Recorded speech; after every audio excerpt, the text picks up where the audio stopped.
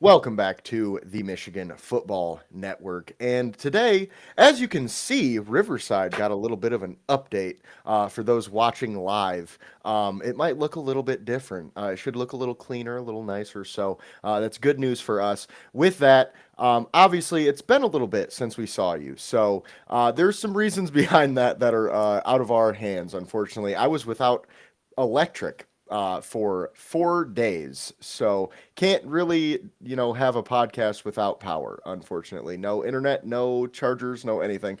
So with that being said, we are glad to be back on this beautiful, fantastic Friday. It might be a little late in terms of draft coverage, but it's never too late to join the party, I don't think. So, with that being said, we're going to go ahead and start off the show today with some Lions draft grades. Obviously, we're all pretty happy with the Lions draft, I would say. I think for the most part, Lions fans are like, we're not enamored, we're not ecstatic necessarily, but we're like, okay, that's what we needed, and we'll see if those players pan out because, I mean, that's really what it comes down to with the draft. So, with that being said, starting with the first round pick, of course, Blake Miller, the tackle from Clemson. I personally gave this an A. And we're gonna kind of hop into a little bit more like film breakdown stuff too on this show today. So if you're into that kind of thing, definitely stick around because we're gonna talk a lot of it. So for me personally, I really like the player that is Blake Miller. I think we talked about him many times leading up to the draft, and all three of us are a fan of the player that is Blake Miller. So like we said before. 54 starts, very pro ready. He's a very lengthy, kind of built kind of guy at 6'7", like 315, 310, somewhere around there. So he could add a little bit of weight, I will say, to that frame because, he does need to add a little bit of strength because that's his biggest weakness, I believe, is his play strength. And obviously, in an NFL weight room, that's going to make a big difference. So I am not too worried about that, but we'll see. I will say, he's a pretty good athlete. He's still young. For a guy that played 4 years of college, he's still 22, I believe, or 23. So with that, obviously, we're gonna bring up a very young guy that has a lot of experience under his belt, which is always nice for a team like the Lions that are looking to win a Super Bowl pretty soon. So with that, now he's got good anchor, good pop in his pads, stuff like that. Really, the problem with him, or the problems I should say with him, are play leverage, and like I said, at 6'7", it's a little bit hard to get good leverage on those guys. So got to stay a little bit lower. He doesn't do a great job with counter moves. He gets kind of beat up a little bit sometimes with counter moves, which obviously Fraley being a great offensive line coach should make a big difference on. And he's got some choppy feet problems, poor climbing angles, and obviously, like I mentioned, the power. So all the things though with Blake Miller can be fixed with coaching, in my opinion. So that's why I gave it an overall grade of an A. Good player, good fit, makes a ton of sense at 17, I think. So with that, James, I'll pass it over to you to give your grade. Yeah, I give this one a B plus just because, for a lot of the reasons you mentioned.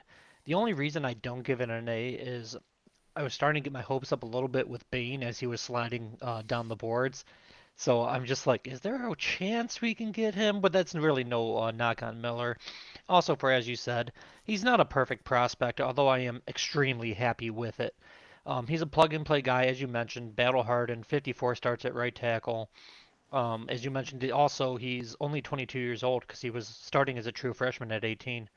So clearly tons of upside, and I'm very glad that Brad Holmes in general did not overthink this.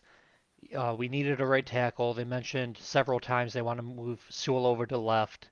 Um, and the one benefit we have of doing the show slightly later than some others is now we have the benefit of the a little bit more hindsight now knowing that Proctor and Maui Goa are going to be playing guard at the next level according to their franchises.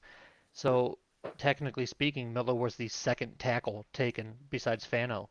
So um, excuse me, it's nice to have that plug and play guy as you mentioned. All of his I don't want to say faults because I don't feel like he has like a drastic hole. Like, of course, he's not perfect. He can improve his game, but I don't think when you watch him, you would find that, one or two plays or one or two things that he does like terribly, where like he can be exposed, in my opinion. So while there's still room to grow, he is, in my opinion, that day one starter without a doubt. I know Campbell has already said typical coach speak, like he's got to come in and compete, and him and Borum and blah blah blah. It's going to be Miller. So Yeah. I'm excited for the pick. Uh, yeah, if Borum beats him out, then I guess way to go Yeah. him. But but And yeah, not so good I'm for very us, I would say at that point. exactly. Unless we have just two great right tackles, I guess. But True. yeah. So that's how I see this Miller pick. Yeah, I definitely agree with you there. Ryan, what do you got on this one? Yeah, I'm at an A+ with this. This was the ideal situation for me. You guys knew that. I feel like I was one of the early ones on this bandwagon, along with Eric Schlitt, was one kind of on the early wave of this. But it almost felt like we had to reach to find a negative with Miller. You guys covered a lot of the things, so I won't rehash that. But one of the things that is interesting to me is leading into this process, I talked about aggregation with the draft and how one guy has this guy here. So, okay, well, he must know something about him. Okay, so then I'm going to put him here. And I never really read a good description of why Miller was consistently in the 30s as far as pre-draft rankings. It was like, hey, he's good. There wasn't really a lot of negatives. Like, Jace, you're pointing out some of the things that he could clean up. You could probably do that with any of the tackle prospects or any of the prospects, even the top ones. You have some issues with, Fernando Mendoza, for example, as a quarterback, as the unanimous number one overall pick. But you can do that with any any pick, any guy in this draft. But it was just kind of amazing to me that everybody now, it's like our mindsets get set to what the pre-draft rankings are. Because I had a conversation with a buddy of mine who said, so okay, but I heard this report is legitimate, that they were thinking about moving up to 13. If it wasn't Proctor, because I had been pushing that was probably a false report. If it wasn't Proctor, then who was it? I said, well, it was likely probably still Miller then, from what we've seen. And he said, well, it couldn't have been Miller. He wasn't rated that high. But that's because what we're seeing in the market. It's not that Holmes didn't have him rated that high, or GMs didn't have him rated that high. It's that Daniel Jeremiah and Mel Kiper eating his mashed potatoes on his pizza and his pumpkin pie, they didn't have him rated that high. And so that's what's interesting to me about this one. You guys hit all the stuff on Miller, so that's the angle that's interesting to me, because there really wasn't a lot of knocks. It seemed, as I said before the draft, it seemed like an AI write-up of what the Lions would want out of a tackle and out of a lineman. Yeah, and I definitely agree with you on everything you said there. My thing with Miller, really, like, the only thing that would worry me at all is the play strength and the leverage, but both of those things I think will get completely cleaned up. So, like, I definitely agree. Like, he was easily the most pro ready, and I think that's part of the reason why. And this might sound weird when I say it, but when I explain it, it'll make a little bit more sense. It's part of the reason why he was ranked lower, I think, because he isn't seen as like that top level athlete, or, I mean, he's got a good frame, but it's not like he's Caden Proctor in terms of his size. So it's like, I do understand some teams going for the higher ceiling per se, but I think with the Lions, like we mentioned, it's perfect plug and play, and you don't really have to worry about him too much. So with that being said, moving on to our second round pick, it was originally pick 50, but we traded up to pick 44, and gave up pick 128, I believe it was. Yes. And with that, we took Derek Moore, which the edge for Michigan. So as we all know, most of us are Michigan fans here. I know there might be some Michigan State fans watching, but we saw a lot of Derek Moore this year, and for me personally, like, before I go into my film, I will pass it over to you again, Ryan. But I'm a little iffy on the pick. I'm not loving it, but I don't hate it. But Ryan, what's your grade on this one? Yeah, I'm kind of with you. I think all of us were feeling similarly about him. I'd still give this a B+ because of the value and the fit. That's obviously what they were going for here. It's kind of like be careful what you ask for. If you were bugging Holmes for an edge prospect that does have some pass rush ability and pop, and wanted him to go a little bit different direction, I think the three of us were probably fine with the direction that they liked, which is like more a Keldrick Falk kind of thing. Because just like you were saying, James, with Bain slipped and then Falk slipped as well. So then I thought, okay, are we going to trade up to maybe take Falk versus trading up to take more? But I like the combination of the abilities. I think he can. I like that they leaned into a guy that has the pass rush presence and maybe build on that run game strength. I think he's got the frame for it. I think they can put him in the system and they can kind of help him learn that, because that's really if you look at him as the Al-Qadim Muhammad replacement, which is likely the role he'll serve. I think he'll have upside as on the rush defense side of things and still be able to provide a lot of the same things that Muhammad did at a lot younger, because I was always on the campaign of, hey, Muhammad's in his 30s, guys. I know we don't think so, but I'm pretty sure he is. More we know is younger. He's got some ability to be molded into what they want, and obviously they probably got some intel from Hutchinson. I always watch the connections of like, okay, if you're connected to that program, more. Just like I felt that way with going back to the first pick with Freeling. I assume they asked Ratledge about a Freeling, because if you're connected to the program and they're part of your program, then you're going to know more about them and you're going to give your GM, your coach, your honest take on it. Yeah, and I definitely agree with a lot of it. And that's why I gave it a B minus for me personally. Like the trade up, I think was really the issue that I had with it the most. Like we all know on this channel, I do not love when Brad Holmes trades on draft night. It's not my favorite thing to see. Obviously, this year it wasn't like horrible. It wasn't anything that I was like, oh my gosh, are you kidding me? But trading up for a player that, which is going to be funny with what we just said, would have been there at 50. We don't know that for sure, obviously, but Brad Holmes said he was his number 2 edge, or number 1 edge on, or available, I should say. And that's why I give it a B minus. I probably would have given it a B without the trade up, but that just takes a little bit away from me. And a lot of the things you said, good length, good frame. He's got good burst off the line. Speed to power is really where his bread and butter, I should say, in the pass rush game. And he's got good leverage, feet. He's really got a good long arm and counter move to go with that. And he's a solid athlete. He can actually spot drop at times, which I thought was kind of funny.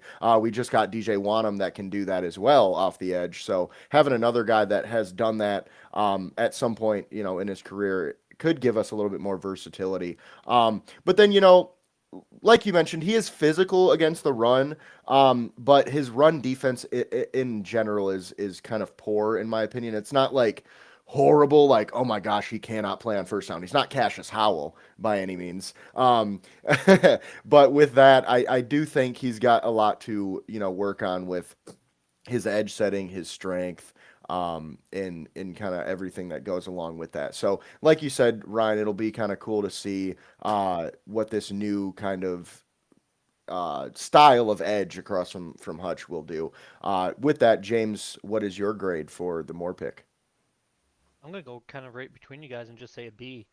He's not the guy I would have picked there. I'm not gonna lie, but I also have nothing against him. As a Michigan fan, I have watched every game of his Michigan career, and he's a heck of a player. But while you mentioned this is a rare case where I might side with the fans that he might have been there at 50.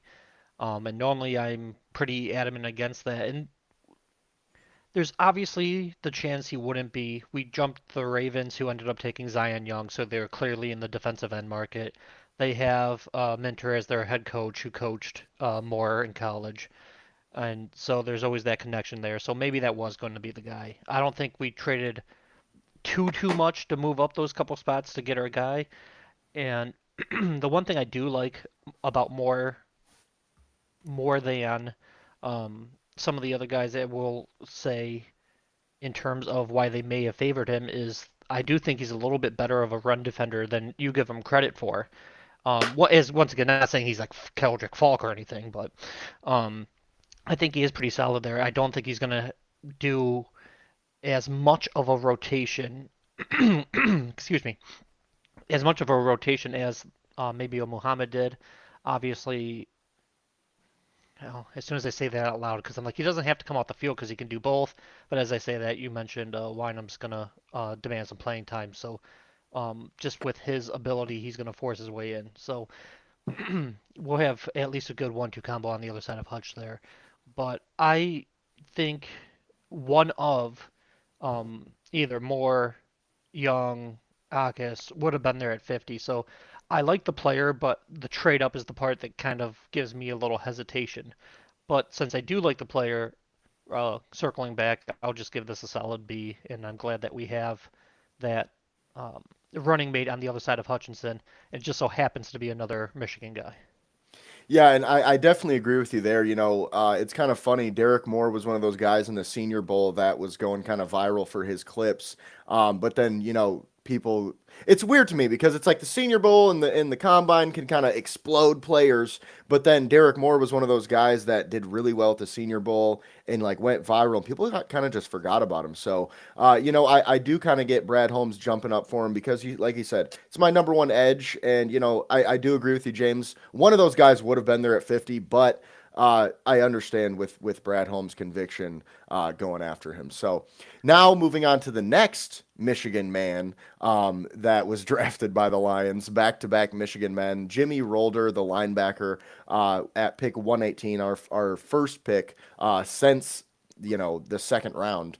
So the third round was really fun for us Lions fans to just sit there and not have to worry about who we were going to pick. And it was kind of funny with Brad Holmes coming out with the press conference and just being like, yeah, so the second round or the second round just ended, but we're done for the day. He wasn't even trying. He was like, I'm done. I'm going to go home and eat some food and chill. But with that, James, what's your grade for the Rolder selection? I give this one a B minus. I kind of consider him kind of like the more of the linebacker group. I've watched him play every game of his Michigan career. He is a solid player, but he does not wow me. I mean, to be fair, it was a fourth round pick, so we are getting slightly later in the draft. I do think his cover ability as a linebacker leaves a little bit to be desired. I don't think he's a liability, but it's definitely an area that he can work on. But I do really like him in terms of a run stopping linebacker. He comes up, hits the hole very nice. And in that sense, the run defense aspect of his game, I would even give it like a second round grade. I know he did have two interceptions, but I believe one of them was deflection. And while it does, excuse me, I'm getting over a cold.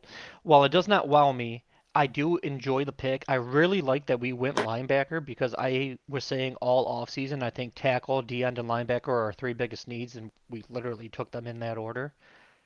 But the slightly confusing aspect is with him being a better run stopping linebacker, at least on paper, we needed a linebacker that was a little bit more of a cover guy to replace Anzalone. So it does give me a little bit of pause, but then I kind of remember the Christmas game against Minnesota when we lost, giving up only 12 passing yards. So we also need run stopping too. So I'm not mad at the pick at all, but I'm not gonna, go out and buy his jersey and say, "Oh wow." So I'll give it a B minus. Yeah, and I am literally lockstep with you on that, James. I also give it a B minus for a lot of the same reasons, like you said. Obviously, he's a really physical downhill run stuffer type. He's a good athlete. I think a little bit more a better athlete than people give him credit for, in my opinion. Good frame for the linebacker position at the NFL level. He kind of reminds me of Jack Campbell in some ways, like Jack Campbell light. Which will be kind of cool to see them play together. Good instincts, good play recognition, good pop in his pads.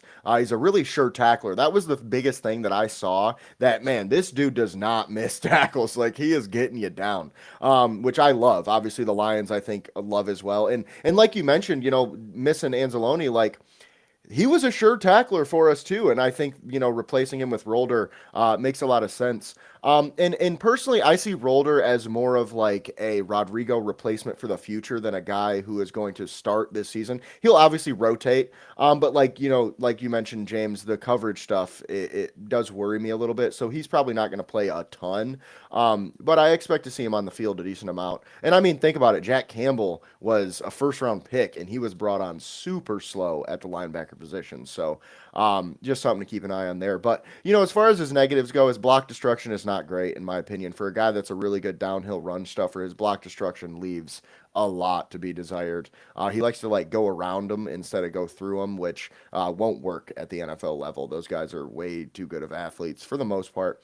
It'll work sometimes, but his lower body strength and over aggressiveness sometimes gets him out of the play. And I also believe his awareness and coverage skills in general is just a big question mark. And then his experience, only 1 year playing linebacker at the college level. So we'll have to see how it goes. But I do like the pick, and that's why I gave it a B minus. Just like you said, doesn't wow by any means. So Ryan, what's your grade for this one? I did write down all of my grades, so there's some people can check my work to make sure that I'm not lying about this. But I did put B minus as well, so we're straight across the board on that. I for a lot of the reasons you guys mentioned, but I'll layer in some other information. I could see this kind of going up or down. I do like the going for that position. I think one thing about the draft in general, those first 3 picks, I know they like to go off their board, and I know they say they don't want to be position specific, but I do think they went for 3 positions of need with their first 3 picks. Obviously, tackle, defensive end, but linebacker was right there too, because that sneakily had some depth issues. I'm still curious to see formation wise what they do with the defense, because I think they're going to keep a lot of defensive backs the way they are kind of loading that defensive backfield, and we'll get to that pretty soon here because we got an addition here in the draft. But the way they loaded it up in the offseason and then added a couple in the draft, I could see that being a little bit more plentiful than the linebacker room was, maybe even last year, that they keep maybe one more defensive back than they did linebackers. I'm with you guys. I think all of us didn't necessarily feel like that was the top one on our respective boards. We did that draft together, and we were picking a lot of linebackers ahead of Rolder for all the teams that we represented. James would know that I'm big on Aiden Fisher being an IU guy, but there was a lot of other guys. There was Bryce Betcher, I thought was kind of in their market. There was a few guys that I thought would have been a good fit, but like you guys said, I think there's some upside with him. I tried to apply the concepts evenly. We talked about Ohio State when we were doing a lot of our pre-draft coverage, and how they had a lot of people that benefited, but we don't know how they benefited from playing with each other. You had Styles and Reese and all those guys helping each other out.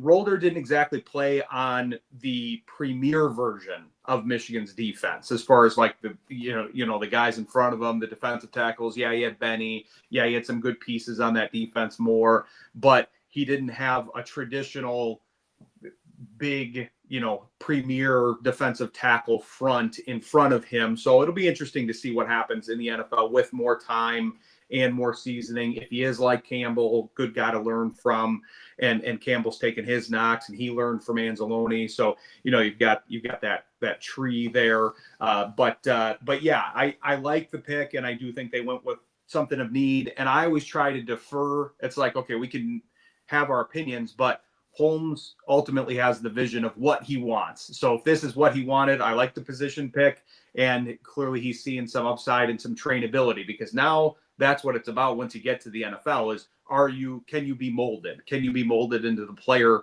that we want you to be? Because a player that I might like, maybe he's not as trainable or moldable. And so, if Rolder's that, then great, and he can be in that rotation there. Yeah, definitely, and that's a good point about the defensive line making a big difference. So it could help him out in the NFL playing with those guys we got up front. At 157, the fifth round, the Detroit Lions selected Keith Abney, the corner from Arizona State. Now he's one of those guys that we drafted, I think, in like the second round, maybe late second, early third, I believe it was, to I Green took him with the Bay. Packers, I think, in the second round.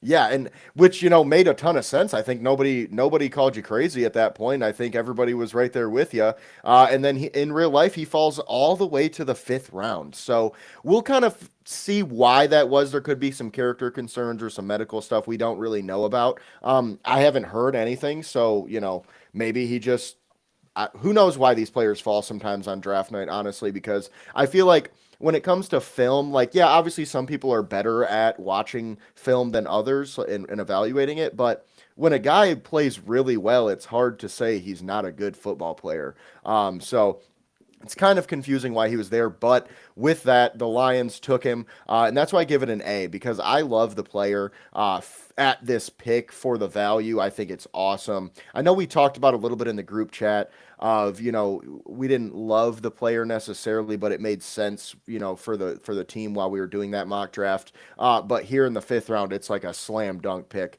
especially for the Lions. I think he fits the Lions perfectly. He's a feisty physical corner with a high work ethic and high motor. He's got some versatility, can play inside or outside, good technique, high IQ. He's a track star, good communication skills on the field, really good processing as well. So a guy that I don't really worry about as a coverage guy really at all, honestly. Like obviously he's going to get beat sometimes. I don't see him as like a lockdown corner or anything like that, but it's not a guy that you see some super obvious glaring weaknesses in my opinion. But he also has a really good willingness versus the run. And then, his negatives obviously are his size. He's not a very big player. 5'10", 5'11", 190, I believe. So, the size weight doesn't really do too much for you. And he's got some penalties with his physical style of aggressive play. He sometimes can get handsy and have some pretty bad penalties. So think Terrion Arnold last year in a lot of ways. But with that though, obviously I really like the pick. But the last negative I have on him is he has poor block destruction. He's willing to stop the run, but his ability to get through and around blocks is just not that great. So not necessarily a guy that's going to be a high level run stopper at the corner spot. So James, what's your grade on this one? I give this one an A. I feel like this is a steal, as you guys mentioned. We as a collective mocked him in round two. I believe it was late round two, and to get him at 157, even if it doesn't kind of pan out, we didn't really invest too much in him, and I feel like the upside is undeniable, as you mentioned. Excuse me. I feel like also, kind of like we mentioned with the first three picks, I feel like this pick as well kind of goes for a need just because Arnold's whatever potential trouble, potential not trouble, whatever's going on there. And Reed missed a few games last year with an injury. I know we signed a couple corners in free agency, but when need meets value meets talent, like this is just a slam dunk in my opinion. I'm pretty shocked that he was available at this spot. And then just to throw it out there because I think it's a um, semi-neat fact about him is he is also a four-time national roller skating champion, and I think I think it was I had the article up here just to make sure the age. 13. He was 13, so he's a long competitive streak, and yeah, it's just something I don't really hear about that often. So regardless of who wins or not, like I didn't even know that was a thing. It reminds me of old school roller derby growing up, but that's slightly different.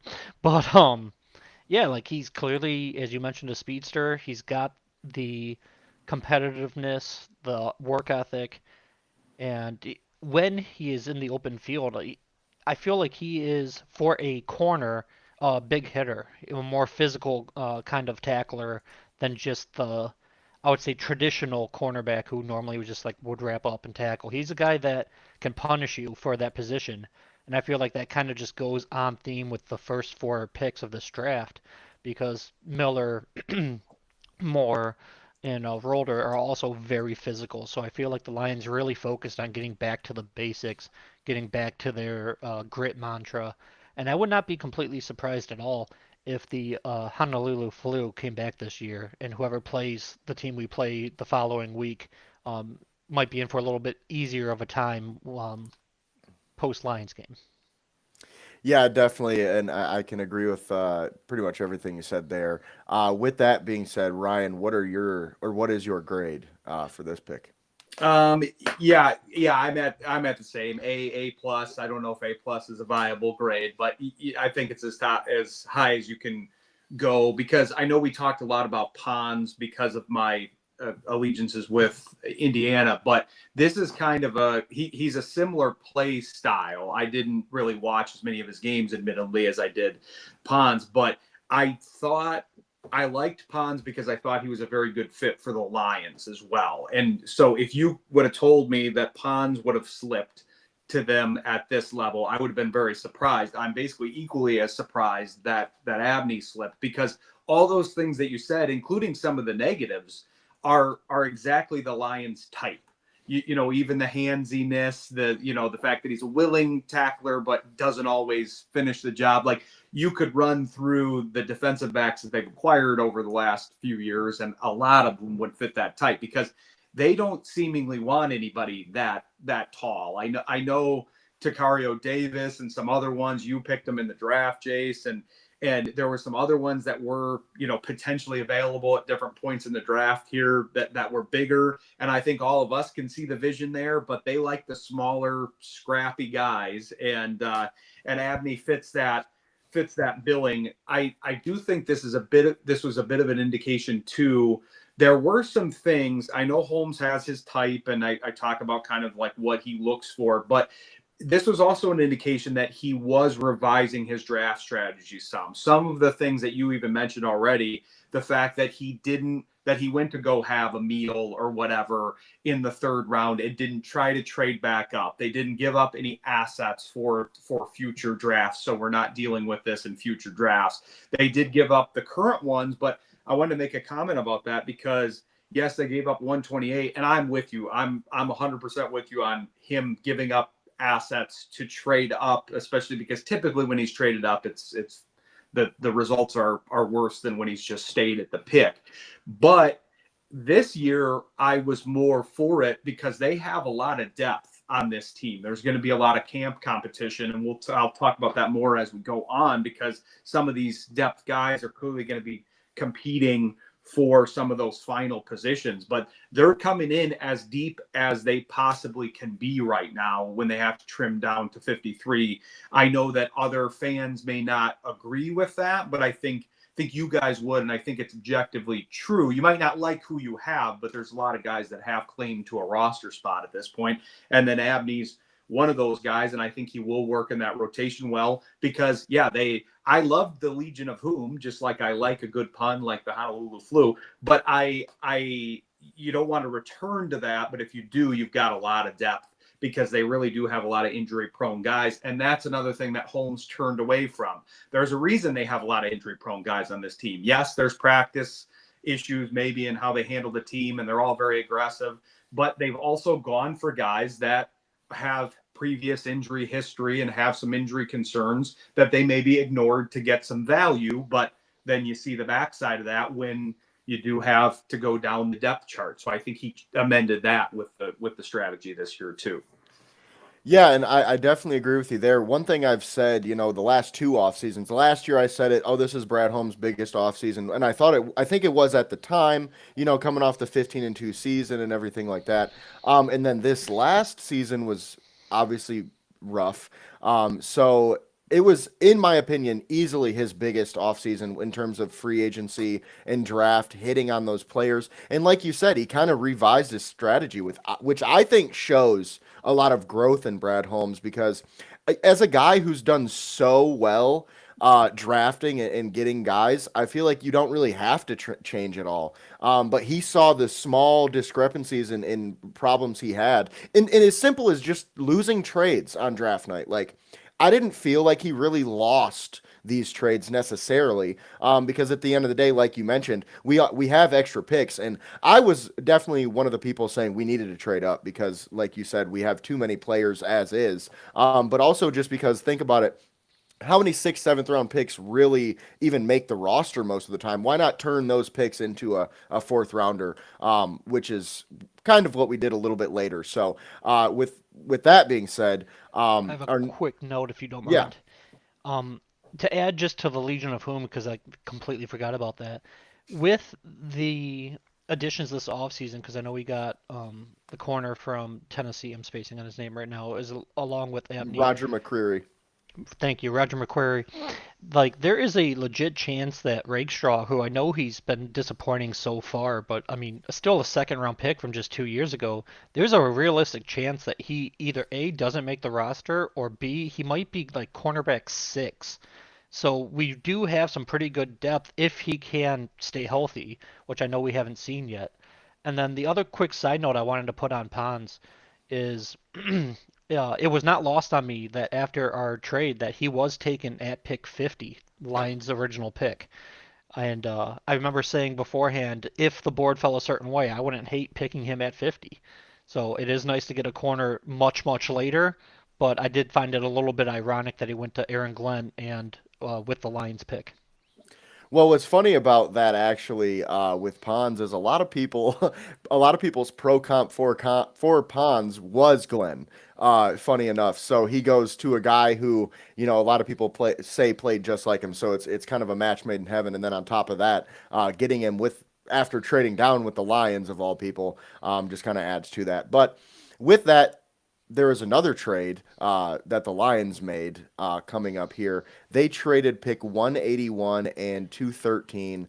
And, at the time, I was really excited because I was like, dude, we just traded up and we're going to get another starter level player at a position that we need. With that said, we didn't do either thing, unfortunately. And I'm going to save my grade for last on this one, just to keep the rotation going. But I will say I didn't love it, so stay tuned for the F. No, it probably won't be an F. Might not be. It might be, though. Now, with that, James, what is your grade on this pick? Well, you can't call me a homer because I just tell you what I think, good or bad. I gave this one a D plus. The trade up did not make sense to me. The trading up for a receiver did not make sense to me, and it's nothing even against law, but we just don't need a receiver.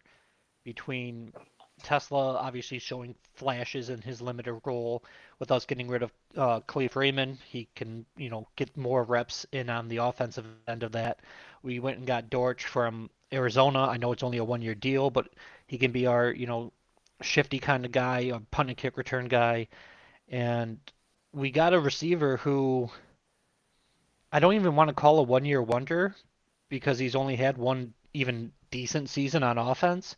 He's obviously also a return man. Obviously, we're talking about Law, but I feel like we are like best case scenario for him as a rookie, he might be receiver five. I don't know if he's even going to beat Lovett personally as a receiver, so maybe he's just a pure return guy.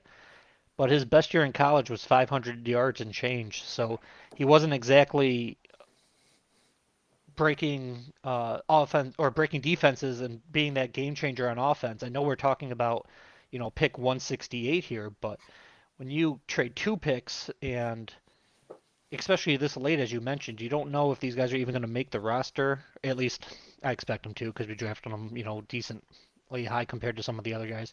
But giving up two kind of lottery tickets, two names out of the hat that could be something in camp and make a name for themselves for a guy that in my opinion, like I was saying, he might be receiver five, and then I don't think he's a better return. I mean, I could be wrong. I don't think he's a better return man than Dortch, and I know when Kennedy was our return guy in a pinch there, he did a fairly well job too. So I don't really see how he fits this team, to be honest. But the only reason I did not give it an F is in Brad Holmes I trust. So hopefully he can figure this out and maybe he sees a lot more than I do. Hopefully he does. Well, one thing I know he sees more than all of us is film, so we can always rely on that. He watches way more film than we do, and even though we do watch some, it's impossible for us to even get the film that they get. So, which is kind of, it does kind of suck, especially when we talk about undrafted free agents. Oh my gosh, it was hard to even find a write up on a couple of these guys. So, if you're not watching UNLV football, good luck. But now. Ryan, what is your grade for the pick? Well, if you are watching UNLV football, by the way, you probably maybe got some money on the game. That's what I'll say, or you're living in that area. But it appears I'm going to be the highest on Law here, partially for the jumping off point that James gave me, which is, in Brad Holmes we trust. I think I see the vision maybe a little bit. Maybe that's part of it too. I wanted to do a quick math exercise though too, because this always happens when Holmes trades up for anybody. We then put a bigger weight on the pick. And there's nothing wrong with that. I think it makes sense because it's like, hey, you could have taken another player. You're good at drafting later, 5th, 6th, 7th round. You could have gotten a good player there.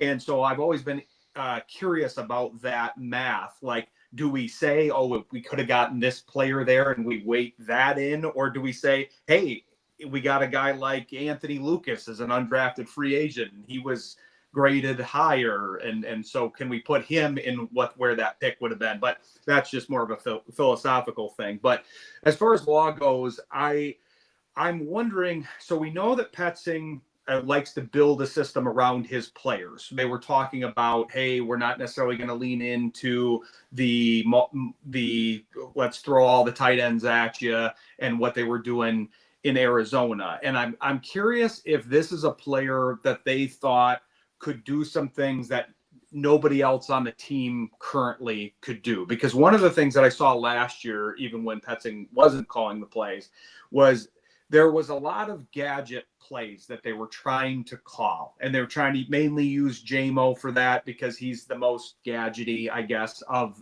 the receivers. But it really wasn't working out super well. I feel like Law, you could do some things schematically that maybe you couldn't do with some of the other guys. I'm also curious about your guys' thoughts on if we see him, because part of James's hesitancy, which is reasonable, is okay, well, how much is he going to play? We could have gotten a player that could have maybe played more there, but I'm wondering if he's going to get some snaps in the backfield too, because if he does, the fact that they didn't take a running back kind of makes me think that maybe this is a hybrid position here, and we're thinking more Darren Sproles combined with Curtis Samuel, kind Percy of Harvin thing. kind of guy. Yeah, something where a guy, and the other thing that he clearly is a good fit, because a lot of the other traits maybe aren't a traditional lines receiver, but he is a good blocker too. So you're leaving him in the backfield to block even at times where people are going, oh, I can run this guy over, and then he's a sneaky good blocker. So that's kind of what I wonder. I think it comes down to how they use him, but he clearly showed some skills. We all know that. It's just whether or not they can apply those skills and whether or not they work. But that's where I see the value is he, where is he in the receiver chart? I would probably put him at 5, but is he also running back 5, kind of in a way where he's filling in certain formations where he's getting 10 snaps a game or more, and he's making an impact on those snaps. That's kind of why I'm going a little higher, because I'm trying to see that upside. Yeah, and I think I agree with most of what both of you guys said. Now, I'm right there in between, I would say. I gave it a C. Because while I do agree with, what you said, James, with, why did we do it? Why did we trade up? It doesn't make a lot of sense. However, I kind of agree with you as well, Ryan, that he adds some versatility and adds that kind of gadget aspect. And the guy I thought of, which I thought one of you guys would mention, is Deebo Samuel. That was when we drafted him, I immediately thought, okay, he's going to be like our Deebo Samuel light. Where he's going to kind of play some running back, he's going to play some receiver, going to take some jets. And partially that's because of the negative parts about his game that I I don't really love the fact that we took a receiver with these issues. So kind of getting into the film breakdown.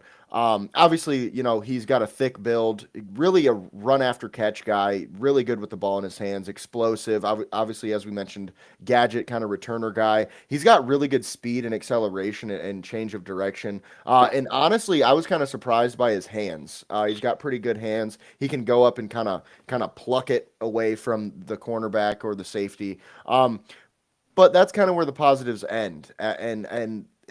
Like I said, I don't hate the pick, but I also don't love it, and that's why I gave it a C. But like we mentioned, the production, his routes, he just doesn't have a very good route tree. He doesn't run great routes. He doesn't have great feel for the routes for the corner. And in my opinion, as a receiver, I think feel for routes is the most important thing. And if you ask guys like Devontae Adams and Amon-Ra and Keenan Allen, I think they would probably agree. Routes are all about feet and feel. So at the end of the day, he just doesn't have either of those, and that kind of scares me to his true ability as a actual wide receiver.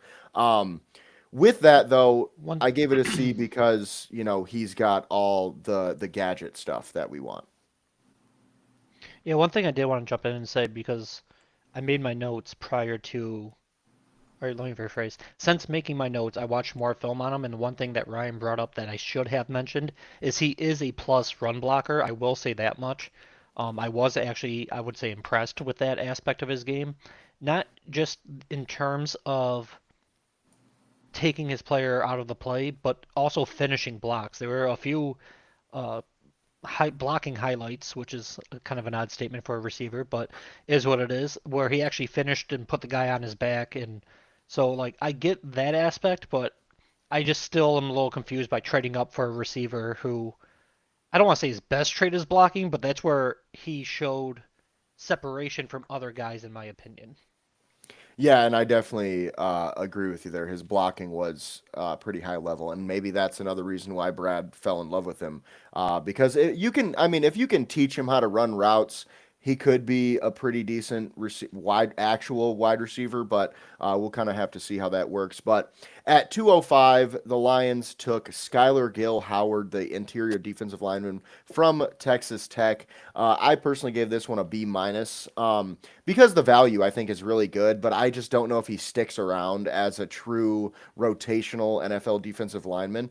His explosivity, his change of direction are really pretty high level in my opinion, and his timing, and he sets up moves pretty well.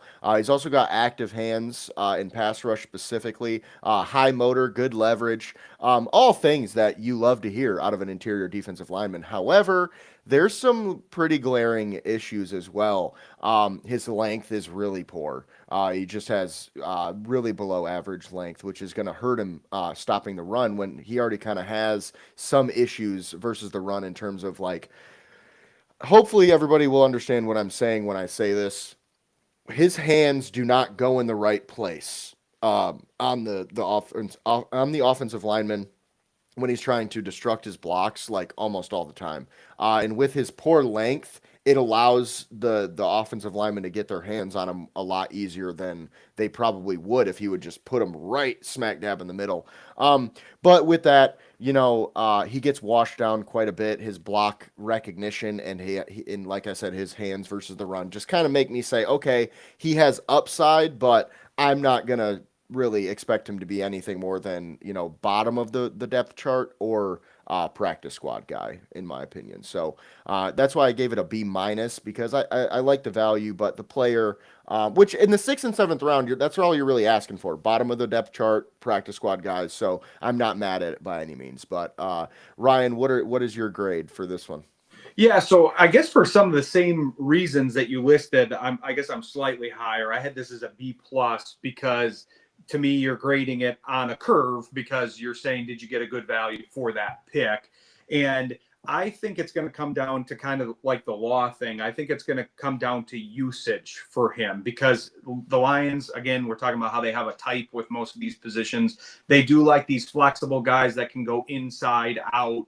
And does he kick out to the kind of big edge format? And if he does that, Is he a little bit more mobile and useful there because he's not having to go through the interior of the offensive line? Some of those questions I wonder about. I also, as you guys know, because we talked about it some in the draft process, but I'm big on the butterfly effect, and if one thing would have changed, and then you see how everything else changed. I'm intrigued by his profile and the fact that he has taken kind of a circuitous route to the NFL and does have some athletic traits that other people don't have at that position. But you also know that Alabama and other teams were in on him when he did transfer, and I'm wondering if he had gone to, say, Alabama, where he would have been drafted. And so that's why I'm a little higher on this, and that's playing with the butterfly effect. And if we change that, then we have to change 700 other things, and I'm not worried about doing that. But I do think it's interesting that some of those other programs were in on him. Maybe he gets a little higher grade playing with that higher competition, because we've been talking about that, and so that's why I put it more upside, especially for the level, because I like the upside for a pick that late. Yeah, I definitely agree with you there. James, what is your grade for this one? I gave this one a B. Ryan gave me a perfect segue there. I graded this with the curve because I like the prospect for pick 205.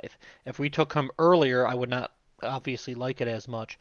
He is very shifty, and he's an undersized D tackle. In People are going to throw a fit about this.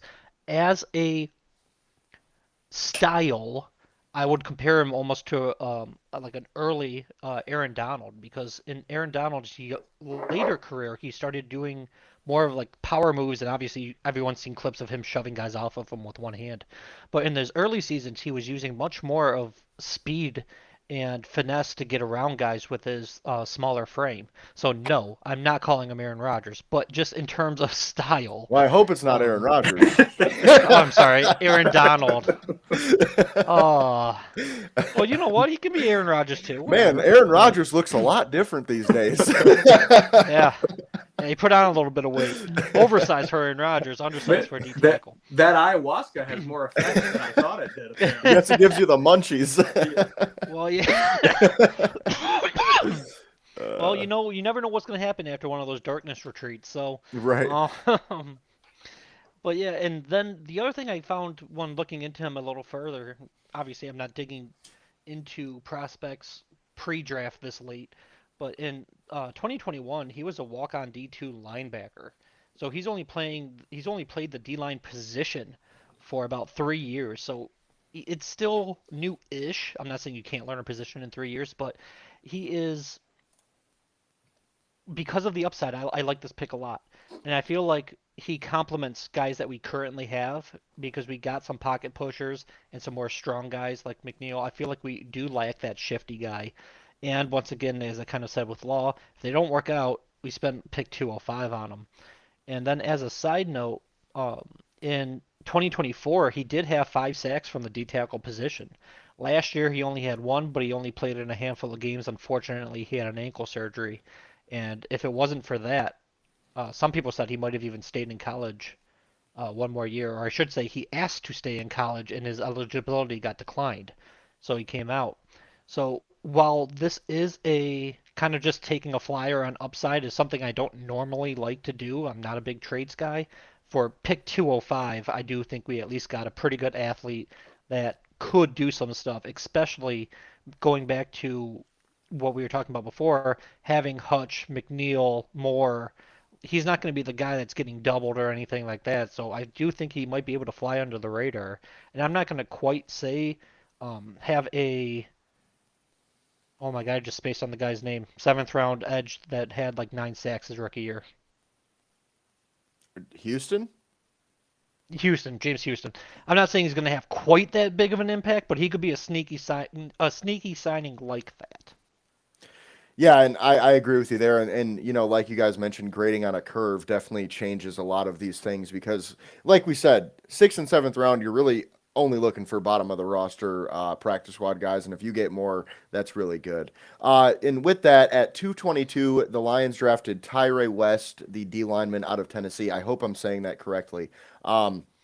Which, funny enough, I actually saw him play in person, and I didn't even know it at the time. I went to the Tennessee Vanderbilt game this past year. Will say I didn't notice him enough to remember him. So I don't know if that's good or bad, but I will say I was like a lot of beers deep, so I didn't notice a lot of things. So I will say, going down and doing that college tailgate at the Vanderbilt Tennessee game, I highly recommend it. But yeah, I wouldn't drink as much as I did. That's all I'm gonna say. So with that, I gave it a C plus. I think West offers some versatility. He has some good quicks, some solid leverage at 6'1", 280. And like I said, the versatility is really the biggest thing for me. And he's got a high motor, but he's doesn't have a lot of experience. Doesn't have a lot of production. Kind of a stiff mover. Doesn't have great hands. So I gave it a C plus because, like we mentioned, we're grading on a curve, and I see him as more of a practice squad type of player that could maybe stick at the absolute bottom of the rotation, but I don't know if he beats any of the guys that we currently have out of the spot. So, James, what's your grade on the West pick? I give this one a C minus. He did have 4 sacks and 7.5 TFLs this year. I don't mind him as a prospect, especially this late. But the one thing that for me marked it down, whether it's fair or unfair, it's my grade, so I'm doing what I want, is there's just a couple other guys that I wanted more at this pick. So with it being this late, and I know we're taking flyers on guy, but I really wanted like a Bishop Fitzgerald here or an Anthony Lucas, who we ended up getting anyways for an undrafted free agent. So that part worked out. But or even a Nadami Tucker, the D end from Western Michigan, who had 17 sacks last year. He just didn't get signed, or he didn't get drafted because he went to a smaller school. But we've seen guys like Max Crosby kind of break that mold before. So I was just really hoping for someone like that. So Wes is a prospect, as you mentioned. He does have some versatility. I feel like he could play some outside linebacker in particular sets if need be. But there was just other players I would have rather had at this pick. Yeah, definitely. Ryan, what do you got? What's your grade on this one? Yeah, I'm with you guys. I'm right in the middle of you guys. I'm a C on him for a lot of the reasons you guys kind of mentioned here, because I could see some upside to your point of not seeing him at the game you went to, not because you were having the drinks, and maybe his name also didn't indicate a football player. It kind of looks like Tire West. It sounds like you're going to go get an oil change there. So, but I he didn't get a lot. He didn't get used a lot in college. So there could be some upside because he wasn't really at the high end of the rotation. So maybe he was underutilized and he develops to the next level. I can see those things.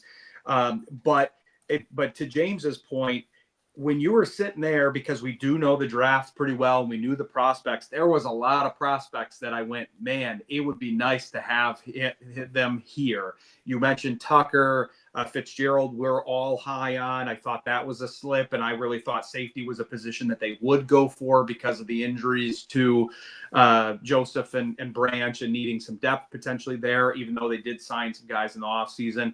Another guy to be a little bit, I haven't been enough of a homer on this call yet, James, so to be a little bit more of a homer, Camaro was on the board at that point too. That's a guy that I could have seen them interested in, kind of similar size to him. So I thought, well, man, if you're going to go for somebody like that, why not somebody like Camara, who has got a little bit more production over the course of his career? But I want to end this with a question.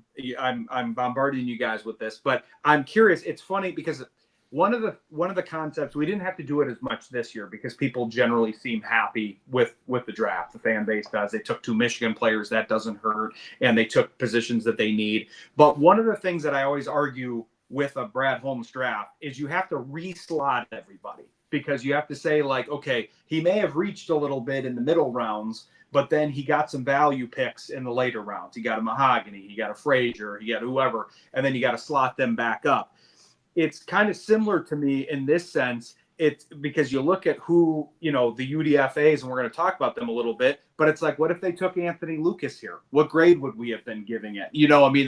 I feel like we would have given it a higher grade, and then they picked him up, but to to all of our points, they did have a lot of people that were on the table there that you don't have to get to UDFA, because that's the question too. There might have been guys that they were interested in, thought they could get them UDFA, and then they couldn't. I would want to be a fly on the wall in the facility and see who they called that maybe are even some of the names that we mentioned, thinking they could get them UDFA, and they took West instead of them. That's the tough part for me to kind of visualize and understand. Yeah, I definitely agree with you there. When you kind of reslot stuff, it changes a lot of stuff. Like that one draft we had a few years ago where it was Campbell and Branch. People were like, if you just swap Campbell and Branch, it's a A plus plus. But because you don't, it's an A plus or an A. You know what I mean? It's like people are a little like Jack Campbell is maybe not a first round pick and all that. So, and I think with this draft, even if you swap Rolder and Abney, I think yep. people go, oh, totally fine. Love it. No problem at all. But with that, speaking of the UDFAs, because that is what we're going to get to next, before we get there, we're going to stop for a quick ad break here. If you're looking for some new gear as your team drafts, signs, and adds players, or you're just totally disowning them because you think that they reached on every player, Jaguars. But if you're doing any of those things, if you're looking for some new apparel, check out Fanatics. The link will be in the description. It's a great place to find some affordable sportswear, I would say. I really like their NBA jerseys and things like that. So check them out. And if you want to do your own 2027 mock draft, because that's where we're currently at, I've seen a handful of those. I know it's a little early, but if you're into that kind of thing, check out sticktothemodel.com, and you can even be the GM for the entire season. I think that's a pretty cool thing that they added to their mock draft sim. You can just be a GM for the whole off season, the full season. You can kind of see how things actually play out for the team that you built. So check them out. The link will be in the description, sticktothemodel.com, and use our code MFN2026 to save at checkout. So with that, moving on to the undrafted free agents of the Detroit Lions. And obviously we're not going to spend as much time on these as we did the actual draft, because there's just not a lot of information out there necessarily, and who knows if these guys even make the practice squad, let alone the actual roster. So starting with the edge, Eric O'Neal from Rutgers, just a few notes I had on him. Good play strength, high motor, efficient hands. He's got a good rush arc and good read and react. He's got some special teams upside, I think, as he's an edge player, but he's built a little bit more like a linebacker, so he could kind of be that kind of guy on special teams. His rush plan, his anchor, and his speed in general just don't do a lot for me, so I doubt he plays a lot of actual defense for us. I see him as more of a special teamer. So, James, what are your thoughts on this one? I don't know too much about the guy, to be honest with you. I have two guys that I kind of circled, which I also see that are about to be talked about. But other than that, really the tight end from Tennessee is the only other guy I really have a note on. Okay, gotcha. Good to know. Ryan, do you got anything on this one? Yeah, not in particular. I'm kind of in the same category as James, where I have some general thoughts on the free agent side of things, but I haven't watched a lot of tape on him or anything, but kind of defer to you. I like what I've seen from the tape that I have seen, and the fact that he does have some versatility, but I at this point, when they grabbed him, which will be a difference between him and some of the other guys that we analyzed, it's hard for me to see a fit even on the practice squad for him. We'll see how that all shakes out. There's a lot that will happen in between, but even after the draft, they made some acquisitions that made it harder for him to make the roster. So there's some guys where I'm not trying to write him off already, because on the Lions, of any team, they can play their way onto the team. They can claim their spot and find their way onto the practice squad or the team in general. But there's a few guys that it seems a little less likely than others, and he's kind of in that category to me. But I hope he proves me wrong. It's nothing against him. Yeah, I definitely agree with you there. It's going to be tough for, honestly, all of these guys to make the practice squad, let alone the roster. So, like I said, really not a lot to say. In terms of Miles Kitselman, though, the Tennessee tight end, he's a blocker in my opinion. Not a real good athlete, but he's a pretty decent blocker. So he's a guy that obviously will probably not make the roster, but he could offer some upside as a practice squad tight end. If you have to bring him up to like play, I don't know. Tampa Bay or somebody that you need some extra, help on the edge blocking. I could see that. And honestly, his route tree was a little more expansive than a guy that like him. But in general, that's really all I see him as. And then Amaris Brown, the defensive back from UNLV, he's a little bit of a sleeper in my opinion. But we have so many defensive backs, it's going to be really tough for him. He has really high end speed, really a good athlete, good instincts, good ball skills. His height is a problem, though, and his tackling. So he's a guy that, is worth keeping an eye on, but I don't expect a lot out of him. And then Anthony Lucas, the defensive end from USC. Size, frame, length. He's a good athlete. Pass rush hands are there. Speed to power's there, but he doesn't have a lot of production. He lacks burst. He lacks anchor, bend, and honestly just play strength kind of in general. So I do like him as a pickup, but obviously some more things, that I would like to see there. So James, what are your thoughts on those? Well, I don't have too much on Brown, but I do like Kesselman, the tight end from, well, I would say kind of utility because I see him as a potential fullback at times that we can use him in the backfield. I feel and maybe it's just the Michigan theme with this draft. I feel like the Lions were in on Max Bredesen, the fullback from Michigan. However, I feel like the Vikings, as much as I love Max Bredesen, I feel like the Vikings kind of overdrafted him in being a fifth round pick for a fullback. I mean, I do really like him, but um, at least we got a guy who I would think could play a similar style as an undrafted free agent. Once again, kind of grading on that arc. But in terms of Anthony Lucas, I've done a bunch of research on him because he was a name prior to, um, I'd say day three was when I started hearing his name more and more. I didn't know too much about him, so I looked into him, and he was a three-sport athlete in high school, varsity, three varsity sport athlete with football, baseball, and basketball. He's super athletic. He started at Texas A&M, but unfortunately was suspended from the team and and transferred to USC. When I checked out his 2024 tape, he looked to me to be a second round talent. I feel like he could have been in the more Akis young kind of range, if that's what he was bringing to the table in 2025. However, towards the end of the 2024 season, he had a season-ending leg injury, and unfortunately, it never really said what it was. I tried to look this up all sorts, and it just said lower extremity injury. That's all it gave me. And in 2025, it looks like he's just lost some of his explosiveness. It looks like he is not as quick off the ball, not as strong in his power moves and whatnot. So if he can regain, especially with there being no risk as an undrafted free agent, but if he can regain his 2024 style and strength and whatnot, I feel like the Lions might have got an absolute steal here. But that is banking on the upside because he did show a pretty noticeable step back in 2025. Ryan, what do you got on that one?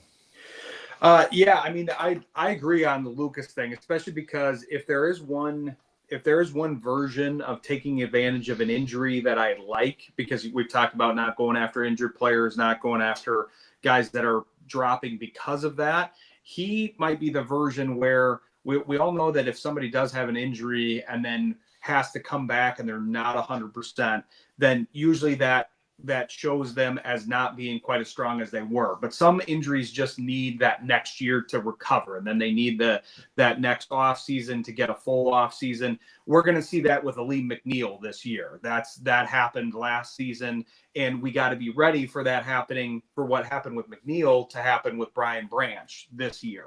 That he may not be full strength when he comes back, because that's a hard injury to recover from, come back midseason and be, at top form, especially at that position. But if that's happening with Lucas, I'm with you guys. This is a guy that wasn't that far away from some of the groupings that we had in the draft, a lot higher up. So I like. They don't typically go for the traits guys. This guy does have good traits, but he had good performance too, not far removed as still a pretty young guy. So I like that one. Kitzelman, that's an interesting one because the tight ends were all over the place in this draft as far as where they went. Some went a lot higher than we expected. Some went lower. And I'm with you guys that I thought they were in on one of these tight end fullback hybrids. They took Zach Horton last year as a UDFA. He ended up making the team. IU guy, yes, James. But you know, this year I thought they might try to upgrade that position. Bredesen was a good candidate. The guy I was hearing about more leading into the draft from a program that they like was Hayden Large from Iowa too. I kind of thought that would have been a UDFA that they'd be interested in. The Bears picked him up, so I thought that was relevant because, you know, Ben Johnson went out and got him. But I do like Kitzelman. I'm with you, Jace, that, yeah, it seems like the only way he's going to be getting a lot of catches is by surprising people, that he's just, you know, we see that with some of the inline tight ends. You have them inline 9 out of 10 times, and that one time they do pop out, then they're open because we're not used to putting somebody on them. But yeah, I don't mind that as a pickup. I do think they needed depth there. And the other guy I wanted to highlight, I don't know if we're going to talk about him, but Kanena from Cal, that's another position that they kind of needed as far as an inside defensive tackle. So I think he's got one of the best routes to actually making the team, because although we may like some of these other guys, we talked about O'Neal, we talked about Lucas, we talked about some of the other guys, they're Amaris Brown, they're kind of blocked on the roster, whereas Kanena's got some headroom there, I think, and could make an argument to say, hey, yeah, you got a lot of defensive linemen, but you don't have a ton of depth on the interior.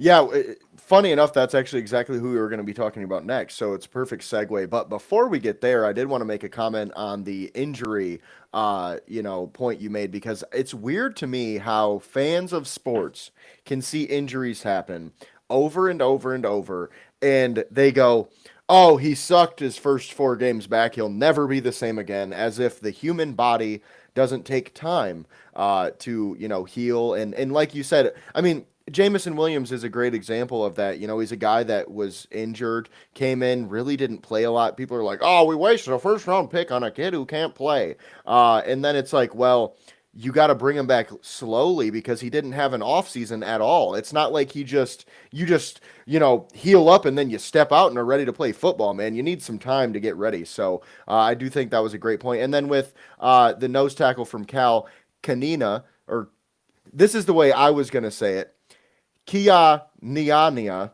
which makes no sense. That's probably closer, though, because he is one of those hyphenated last names. So it's probably something with a little flourish in there. I saw that in the show sheet, and I'm just like, yeah, you guys can talk about this.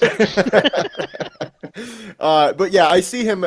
I do agree with you that he kind of has a little bit more ability to make some, back end of the roster or practice squad. But he's a pure nose. I think he's got a good anchor, good effort. Obviously, the pass rush leaves a little bit to be desired. But as a nose tackle, he. I don't know if you guys will remember John Penasini. He was a guy I loved in that draft class, and then we went ahead and took him. And then he was a great player for us. And then he just kind of retired, unfortunately. So obviously he had some things going on for him. But this guy kind of reminds me of him in that way. I don't think he'll be necessarily as good in terms of that guy was a 7th rounder who had an immediate impact on our on field on Sundays, but he has that same style of play. But next up, we actually this is probably the biggest name in our UDFA class, Eric Hunter, the linebacker from Morgan State. He was the guy that a lot of people had drafted like 5th round probably because of his production. He was a very highly productive player. Even though it was a lower level, he kind of showed that he has a lot of traits that NFL teams look for. His length and his hands are a big difference maker, I think, for his evaluation as a prospect and his range and speed. He does have a super thin lower half. His fluidity is not great because he has a pretty thin lower half. And his contain is not great, trying to get outside of blockers, his ball location and his awareness and coverage. But this is a guy that has some ability to stick, I think, because we're a little light on linebacker. And this is a guy who was productive in college and has some traits that can kind of, you can build on at the next level. So, James, what's your thoughts on that one? Yeah, other than Lucas Hunter is by far my favorite UDFA. I haven't found much tape on him, but just looking at his stats, he played 45 games. He had 298 tackles, so just shy of 300 tackles, with 183 of those being solo. Uh, 35 TFLs, 10 and a half sacks, 3 interceptions, 12 passes defended, and 7 forced fumbles. So he can create turnovers between his forced fumbles and interceptions. I mean, there's 10. He's got a little bit of double-digit sacks, over 30 TFLs. Like, so he's just always around the ball, it seems, because that's a lot of work in 45 games. So yes, he played against smaller competition, but these are some elite numbers. And for an undrafted free agent, like literally, what's the harm? Like he's even if he comes into camp and sucks, which I honestly don't think he will. I think besides Lucas, he has the best chance of making the roster as an undrafted free agent. But like even if he's terrible, like what do we waste a week or two? Like it's not like we're paying him huge money or a huge contract, and it's a lot of upside. So while some players from smaller schools like Trey Lance get drafted in the top 5, I will definitely take that upside as an undrafted free agent. Yeah, and you kind of mentioned his contract. One thing I thought was kind of odd about his contract is he signed a 3-year deal worth over $3 million, which obviously I got a lot of flack on Twitter for this because for some reason people just wanted to attack me about it. But It's Twitter. That's why you yeah, got trouble for exactly, it. Yeah. exactly. No surprise there. But no, he got 175,000 guaranteed, which everybody was like, it's a normal contract because he only got 175 like everybody else. And it's like, right, but you don't normally see undrafted free agents sign a deal for $3 million. I mean, I know the minimum is 875K and everything like that, but I don't know if you guys do math very much. But if you do 875 times 3, it's not 3 million. So they gave him a little bit more than the minimum. So a little bit. Obviously, this was a guy who was probably highly sought after. So I assume that's why. But Ryan, what are your thoughts on this one? Yeah, I mean, clearly that shows some intention here, and I do think that it's a position that they could have used another player, and this is a guy that they clearly identified as somebody that was of value in the UDFA class. He's coming from a class of football that maybe is harder to identify. Also, there was a couple interesting things through his process, kind of looking at him more.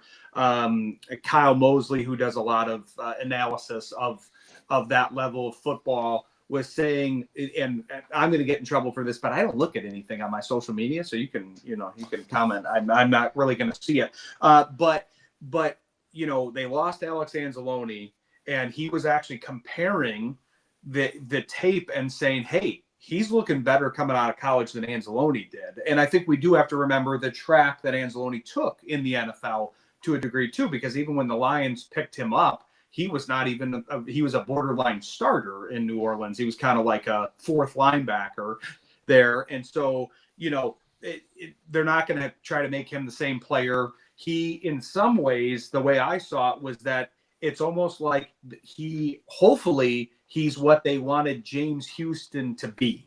We brought up James Houston a little bit earlier. We talked about the sacks. But the one problem with Houston is he really couldn't do anything else beyond that pass rush. Then he lost some mobility and all of that. So if he does have some actual coverage, linebacking ability beyond the rush, then I think he's got a chance to stick and be a depth piece, because this is a place where they lost some depth. They, Stewart, obviously Anzalone, but they lost a couple bodies here. And so the fact that they added 2 doesn't surprise me, and 2 that do have a likelihood of making the roster or the practice squad.